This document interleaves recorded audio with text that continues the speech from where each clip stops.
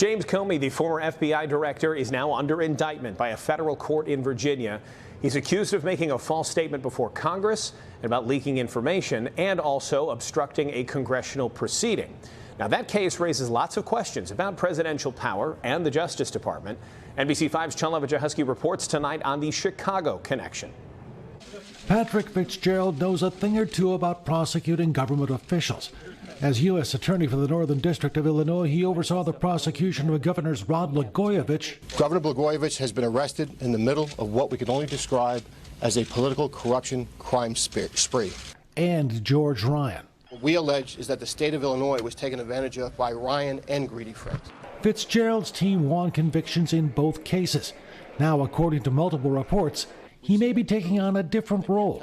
Legal counsel for former FBI Director James Comey, indicted Thursday for allegedly lying before Congress. I think that means that Fitzgerald understands the gravity of the situation, understands the importance, and is willing to help out James Comey, who he probably knew during his time as U.S. Attorney.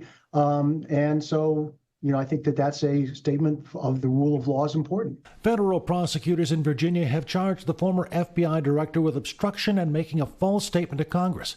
But according to court records, the grand jury failed to indict on the second of two counts, and many are questioning the validity of the prosecution.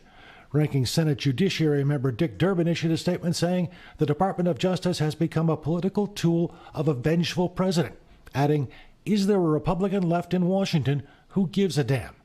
It was during questioning by Senator Ted Cruz of Texas that Comey is accused of lying. So your testimony is you've never authorized anyone to leak?